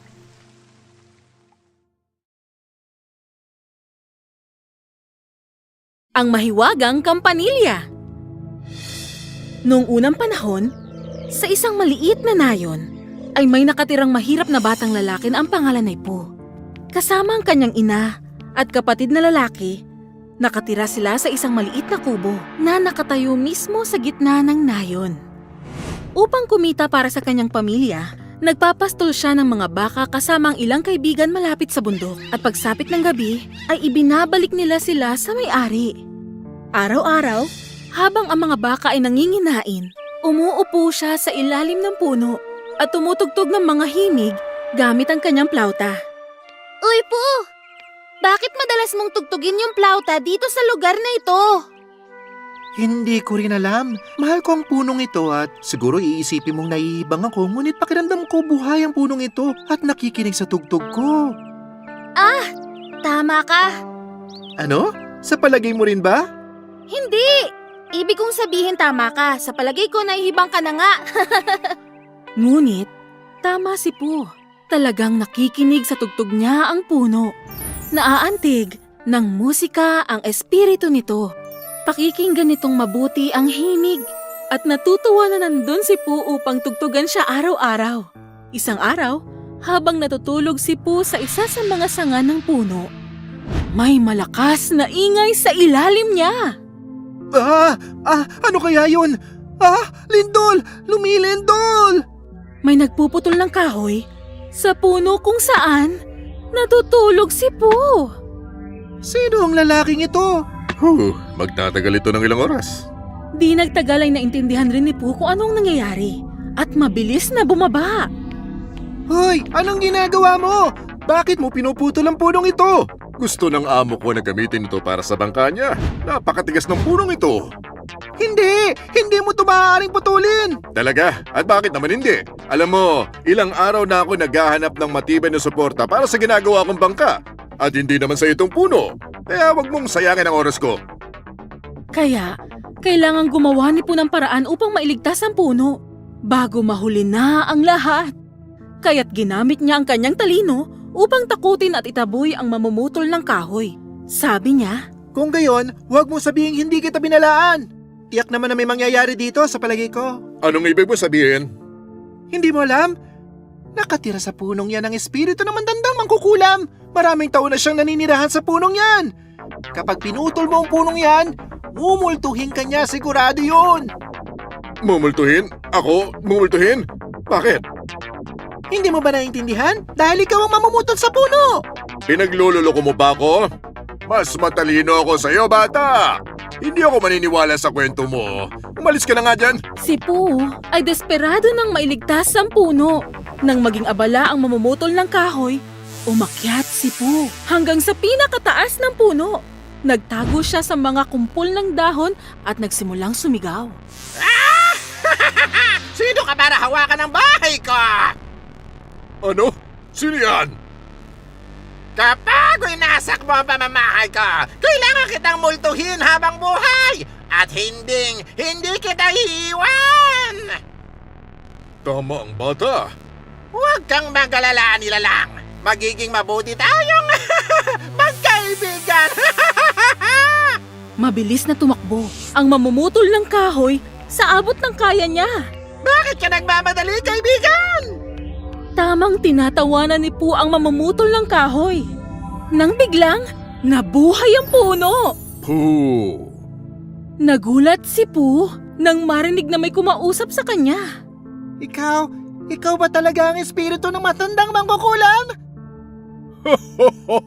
Hindi po. Hindi ako ang espiritu ng mangkukulam. Ibig ko sabihin, matanda na ako, ngunit ako ang espiritu ng punong ito. Binuhay ako ng musika mo. Matalino kang bata po at nagpapasalamat ako sa iyo. Iniligtas mo ko mula sa mamumutol. Nang biglang, isang maganda at gintong kampanilya ang lumitaw sa harap ni Po na lumulutang-lutang sa hangin. Eto, tanggapin mo bilang pasasalamat ko sa iyo. Isang bell? Hindi ordinaryong bell ito, kaibigan. Ito'y mahiwagang kampanilya. Tuwing kakalembangin mo ito, ang plato mo ay himalang mapupuno ng masasarap na pagkain. Uy, wow! Nakakatulong to sa pamilya ko! Oo, tama ka dyan. Ngunit tandaan mo po, isang beses mo lang ito pwedeng kalembangin sa isang araw. Tatandaan ko yan! Salamat, mahal kong puno! Tumakbo si Po papuntang nayon upang ipaalam ito sa ina at kapatid. Inay! Ronnie! Halika kayo, tignan niyo tong dala ko! Ikinuwento niya ang nangyari. Tuwang-tuwa sila nang makita ang mahiwagang kampanilya. Hiniling nila ang paboritong pagkain. Kinalembang, ang kampana at masarap na kumain. Pagkatapos, nagsitulog sila na busog ang tiyan matapos ang mahaba at masarap na hapunan. Kinabukasan, gaya ng dati, dinala ni Po ang baka para manginain sa pastulan at iniwan ang kampanilya. Pagbalik niya nung gabi, pagod at gutom, nakita niyang walang laman ang lahat ng kaldero. Walang natirang pagkain para sa kanya. Nalungkot si Po at kinain na lang ang mga natira na nakita niya sa platera. Kahit na nagugutom pa rin matapos ang konting kinain niya, tumungo na siya sa kama. Hindi siya makatulog dahil kumukulo ang tiyan niya sa gutom. Kaya, siya'y nagpasya na dadalhin niya ang gintong kampanilya kinabukasan. Nung hapon na yun, nung nagugutom ng kanyang ina at nakababatang kapatid, hinanap nila ang kampanilya. Hinalughog nila ang buong kubo, mula taas hanggang ibaba. Ngunit hindi nila mahanap ang mahiwagang kampanilya. At nalungkot sila ng todo. Inakala nilang nawala ang kampanilya. Wala silang kampanilya o kahit pagkain. Natulog sila na walang laman ng tiyan. Pagka-uwi ni Po ng bahay ng gabing yun, kinuha niya ang mahiwagang kampanilya mula sa kanyang lalagyan. Hiniling niya ang pinakapaboritong pagkain niya. Malungkot ang kanyang ina at kapatid nang makita ang bagay na ito. Nagsimulang umiyak ang kanyang kapatid at sinabing, "Kuya, gutom na gutom kami, kaya hinanap namin ang kampanilya. Naging maramot ka naman masyado. Paano mo nagawa sa amin yun?" Nang marinig niya to, naisip ni Pooh na mali siya. Nagsisi siya sa kanyang naging pasya. Ngunit ibinahagi niya rin ang kanyang matapat na saloobin. Hiniling niyo na bigyan kayo ng pagkain. Pero nakalimutan niyo magtira kahit konti. Pagod na pagod ako, natulog na lang ng gutom, ang sama ng loob ko. Nalungkot ako ng todo at nagalit. Naisip din ng kanyang kapatid at ina ang kanilang pagkakamali.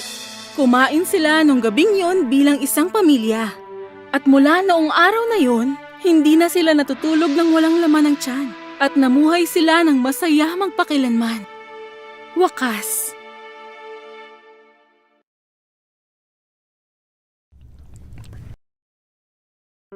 Si Alice sa Wonderland. Isang malambing na batang babae na nagngangalang Alice ang nakatira kasama ang mga nakababatang kapatid na lalaki sa isang maliit na nayong nagngangalang Sweetville. Mayroon silang napakaganda at makulay na hardin sa likod ng kanilang bahay. Madalas si Alice na nakikipaglaro sa kanila sa hardin at kapag napagod ay mauupo at magpapahinga sa ilalim ng puno. Isang araw, habang siya ay nagpapahinga sa ilalim ng puno, isang kuneho ang tumakbo papalapit sa kanya. Siya ay nagulat nang makita ito, na parang may kapansin-pansin sa kunehong yun na nakita niya. Nakasuot ito ng tsaleko na parang tao. Kinuha niya ang isang lumang relos mula sa kanyang tsaleko at bumulong-bulong. Naku po, mahuhuli na ako. Tinitigan niya ang kuneho na parang nag-uusisa at sinubukang pakinggan ang ibinubulong nito. Nakaramdam siya ng pagkamangha at sa sobrang interes niya, nagmadali siyang tumakbo sa may damuhan sa likod nito. Nakita niya ang kuneho na bumagsak sa isang hukay sa ilalim ng halaman ng bakod. Pati siya ay tumalon sa butas kasunod ng kuneho nang hindi nagdalawang isip. Bago pa niya maintindihan, nakita niyang bumagsak na siya sa kailaliman. Alinman sa ako'y bumabagsak ng dahan-dahan o itong butas ay napakalalim.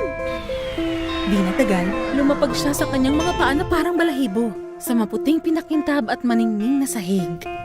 Natagpuan niya ang kanyang sarili sa isang maliit na kwarto na may 3 magagandang inukit sa kahoy na pinto. Ang lahat ng ito ay iba-iba ang laki at kulay. Ang unang pinto ay kulay pula at kalahati ni Alice ang laki. Ang ikalawang pinto ay puti at sapat para makapasok si Alice. At ang ikatlong pinto ay berde at talagang sobrang napakaliit.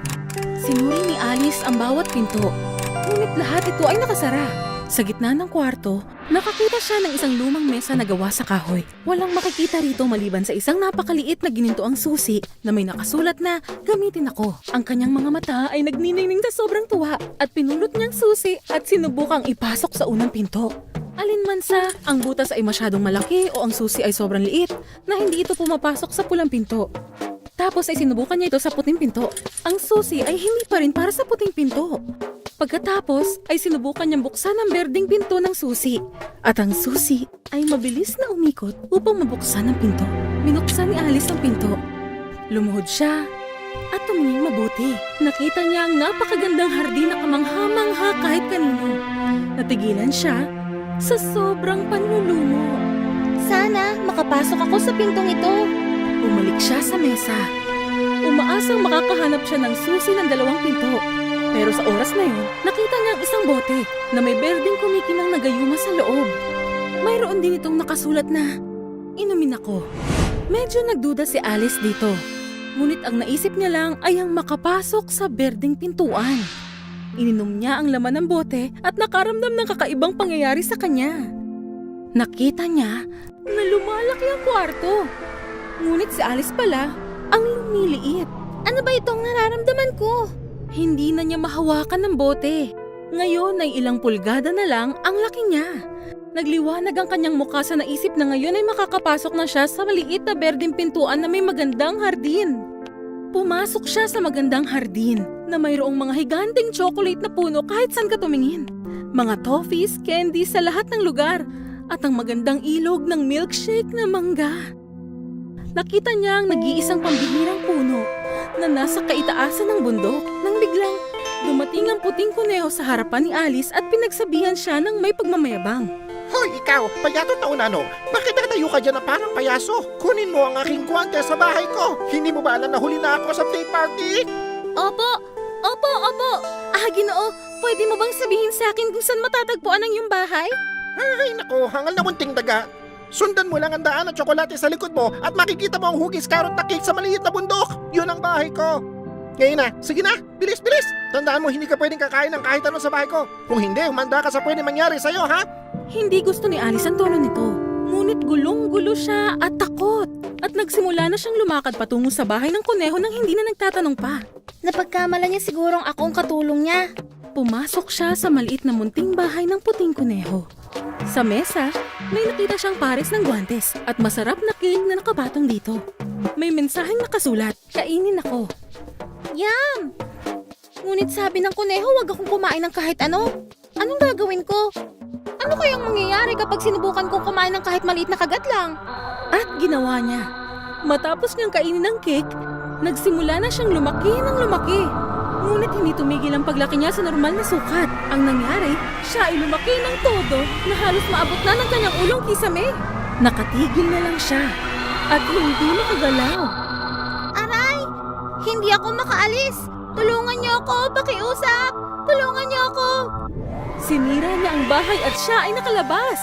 Siya ay natakot at sobra na ang pambihirang karanasan niya. Nagmadali siyang tumakbo sa malapit na kakahuyan at naupo sa tabi ng tsokolating kabute.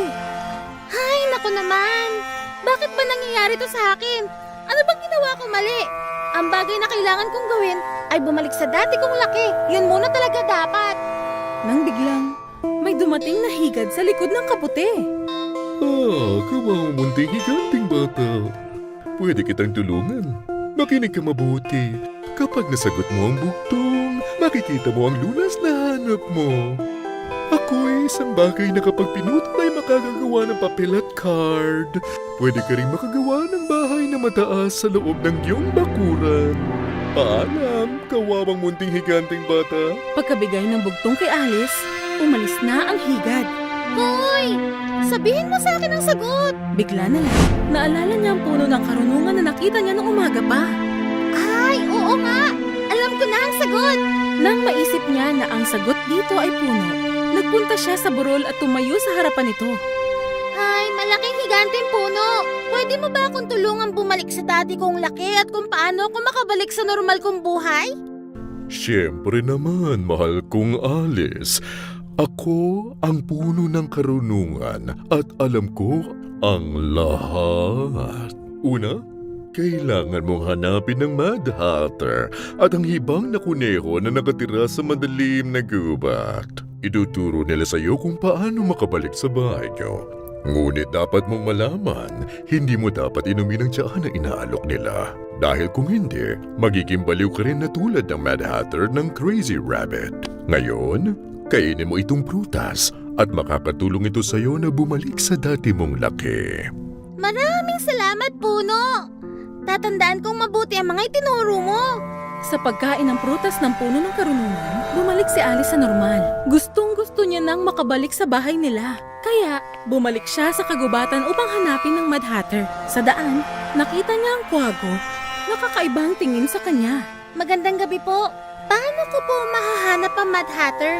Ang matalinong matanda ay umupo sa halaman. Malalaman mo ang pahiwatig pag sinundan mo ang daan. Mas marami ako narinig, mas konti ang aking sinabi. Sundan mo ang daan, huwag mawalan ng pag-asa. Hanapin ang Mad Hatter, biruin mo siya, hayaan mong tumawa, makakatulong yun na siya'y magising.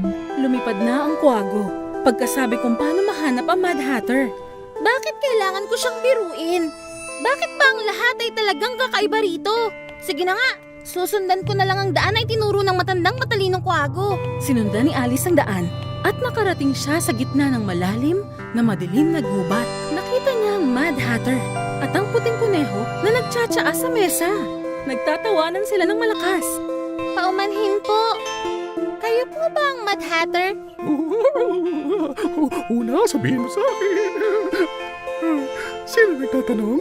Ako si Alice at nawawala ako dito sa Wonderland. Pwede mo ba akong tulungang makaalis dito? Alice? Alice? Alice! Tama! Hindi ba ikaw ang munting higanting batang lalaki? Nawawala dito sa Madland?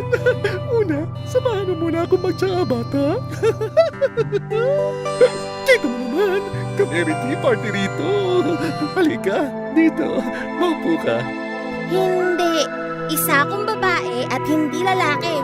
Nawawala ako rito sa Wonderland at hindi sa Madland. At bakit kayo nagti-tea party dito sa gitna ng kung saan? Wala akong oras na sumali sa tea party nyo.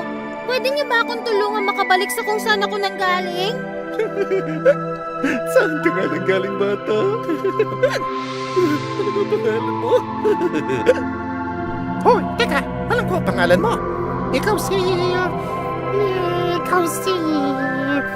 Ano nga ba pangalan mo? At nasaan ang aking pantalon? Hindi ba sinabi ko sa'yo dalhin mo sa akin yun, tama? Nag-isip si Alice. Ngayon alam ko na kung bakit sila tinawag ng puno ng karunungan na Mad Hatter at Crazy Rabbit. At bigla, naalala niya ang sinabing tula ng matandang kwago. Hanapin mo ang Mad Hatter at biruin mo siya. Oh, mahal ko mga Ginoo. Gusto niyo bang makarinig ng biro? Gusto namin yan. Anong sabi ng kurbata sa sombrero? Sige, mauna ka na. At may sabit pa ako. Nagkwento si Alice ng mga nakakatawang biro at sila'y nagtawanan ng todo. Walang ano-ano, nagising sila sa kabaliwan nila. Ngayon, pwede mo na ba akong tulungan makabalik sa aking bahay? Oh, naku mahal. Pasensya na sa maling asal ko. Malamang ay dahil ng tiyan na madalas naming iniinom. Ngayon ay talagang matutulungan na kitang makabalik sa iyong tahanan. Ipinakita ng Mad Hatter ang daan palabas na isa pang lagusan at hiniling nito na magkaroon siya ng maswerteng buhay. Pumasok si Alice sa lagusan. Napakadilim ng lagusan sa loob at wala siyang makitang kahit na ano. Nakaramdam si Alice ng malamig na hawak sa balikat niya. Takot na takot, siya'y nagising at nakita niya ang kanyang kapatid na sinusubukan siyang gisingin. Nakahinga si Alice nang malaman niyang lahat ng nakita niya ay purong panaginip lang. Nakipaglaro siya sa kanyang mga kapatid habang ang puting kuneho na nakasuot ng tsaleko ay pinapanood siya sa likod ng puno. Wakas. Kinidnap ni Grinch si Santa Claus. Si Santa Claus ay nakatira sa Ho-Ho-Ho Valley sa North Pole, kung saan may nakatayong isang malaking kastilyo, kung saan gawa ang mga laruan. Ang kanyang mga trabahador ay pinili mula sa mga Ryls, Nooks, Pixies at Fairies na kasama siya. At ang lahat ay palaging abala hanggang sa dulo ng taon at kasunod. Sa isang banda ay ang dakilang gubat pula at sa kabila ay nakatirik naman ang malaking bundok na naglalaman ng kuweba ng Grinch. Galit si Grinch sa Pasko at kinaiinisan si Santa. Ngayon, huwag mo nang itanong kung bakit. Wala talaga nakakaalam ng dahilan. Maaari sigurong wala lang siya sa tamang pag-iisip. Maaari sigurong baka masikip lang ang kanyang sapatos. Pero iniisip ko na ang maaaring tunay na dahilan sa lahat ay maaaring maliit sa normal ang kanyang puso. Nakatira si Grinch sa kuweba kasama ang asong si Mark. Isang araw, namili siya para mamalengke kasama si Mark. Sa pagdaan sa Ho-Ho-Ho Valley, nakita niya ang ilan sa mga pamaskong palamuti. Dahil malapit na ang araw ng Pasko, kaya sinabi niya, Ano ba yan, Mark? Sobra na ito! Ang mga palamuting pampasko ay nakakairita na talaga. Walang tigil akong iniinis tuwing Kapaskuhan. Talaga naman. At yan ay dahil kay Santa Claus. Ruff, ruff, ruff. Tama ka dyan, Mark. Wala naman tayo magagawa dyan. Ruff, ruff, ruff. Anong minumungkahi mo, Mark? Sa palagay mo, posible kaya nakidnapin si Santa? Okay. Tama ka. Mabuti subukan natin. alam naman ng lahat na habang si Santa ay nasa Ho-Ho-Ho Valley, siya ay protektado ng isang force field na ginawa ng mga fairies, Ryls at Nooks para sa kanya. Pero sa Paskong gabi, kapag inilabas na niya ang kanyang mga reindeer para ikutin ang buong mundo, dala ng kanyang sled ang mga regalong para sa mga bata, ito lang ang pagkakataong nakita ni Grinch para makuha siya. Kaya, nagplanong mabuti si Grinch at hinintay ang bisperas ng Pasko. Kinabukasan ay andyan na ang Noche Buena at naghanda na ang salbaheng si Grinch sa kanyang plano. Alam ko na kung anong gagawin ko. Tumawa nang nanggigigil si Grinch. Ang buwan ay kuminang ng maputi sa kalangitan. at ang nyebe ay kumikintab sa lupa. Naglatigo si Santa at siya ay mabilis na lumabas palabas ng kanilang valley at papunta sa palibot ng mundong ibabaw. Ang malaking sleigh ay punong-puno ng mga sakos-sakong laruan habang tumatakbo ang kanyang mga reindeer. Ang ating masayahing si Santa ay nagalak at pumito at kumanta sa tuwa.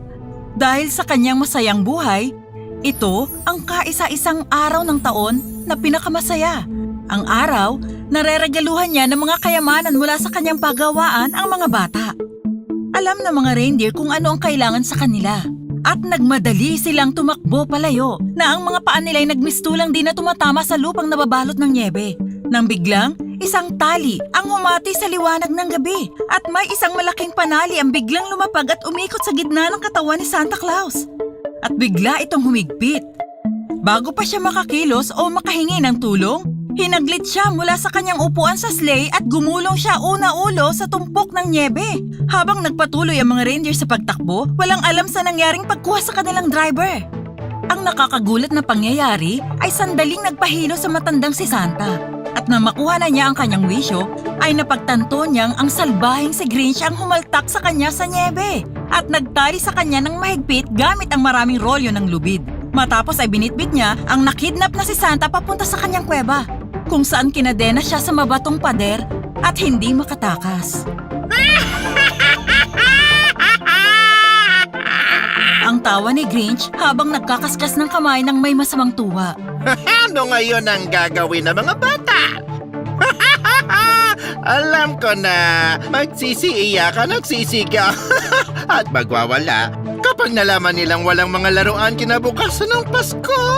Nagawa ko ng mapatigil sa wakas ang Kapaskuhan! Ngayon, sa inaasahan, na sa Paskong gabing iyon, dinala ni Santa kasama niya sa sleigh si Nutter ang Ryle, Peter ang Nook, Kilter ang Pixie, at ang munting fairy na nagngangalang Whisk, ang kanyang 4 na paboritong katulong. Ang mga maliliit na nilalang ay malaking tulong sa kanya sa pamamigay ng mga regalo sa mga bata.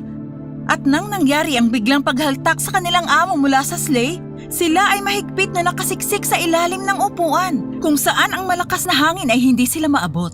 Ang mga maliliit na immortal ay walang alam na nakuha si Santa, hanggang sa lumipas ang matagal niyang pagkawala. Pero sa huli, kanilang napagtanto na hindi na nila naririnig ang kanyang masayang tinig at ang amo na madalas kumakanta at sumisipol sa biyahe, ang katahimikan ang nagsabing may masamang nangyari. Ang munting si Whisk ay sumilip bahagya mula sa ilalim ng upuan at nakitang wala na si Santa. At walang sino man ang nagmamaneho ng sleigh. Wow! Sigaw niya. At ang mga usa ay sumunod at marahang huminto. Sina Peter, Nutter at Kilter ay nagsitalunan palabas ng upuan at tumingin sa likurang bakas na ginawa ng sleigh. Pero si Santa ay milya-milya na ang layo nang mawala. Anong gagawin natin? Kinakabahang tanong ni Whisk. Lahat ng tuwa at kalikutan ay nawala sa kanyang munting mukha dahil sa malaking kalamidad. Kailangan nating bumalik agad at hanapin si Boss! Hindi! Kapag nagtagal tayo at bumalik pa, wala nang matitirang oras para mahihatid ang mga laruan sa mga bata bago mag-umaga. At ikalulungkot yun ni Santa higit pa sa kahit ano! Sigurado akong salbahing nilalang ang kumuha sa kanya. At ang plano niya ay upang sirain ang Pasko. Kaya, ang una nating gagawin ay dapat maihatid natin ang mga regalo. Pagkatapos, hanapin natin si Santa. Ito ay mabuti at magandang plano. Kaya si Peter ang Nook ay tinawag ang mga reindeer at ang mga matapat na hayop ay muli na naman tumakbo palayo at dinaanan ang mga burol at lambak, mga gubat at kapatagan hanggang marating na nila ang lugar kung saan natutulog ang mga bata na nananaginip ng mga regalong matatanggap kinaumagahan ng Pasko. Ang mga munting nilalang ay nananatili sa kanilang misyon na kahit natutulungan nila si Santa sa karamihan ng kanyang paglalakbay, ang kanilang kaibigan ay laging nangunguna at nagturo sa kanila. Pero ngayon, kailangan nilang gawin ang trabahong ito ng sila lamang at hindi nila kilala ang mga bata ng katulad ng si Santa. Kaya't hindi maiiwasan na magkaroon ng mga kakatuwang pagkakamali.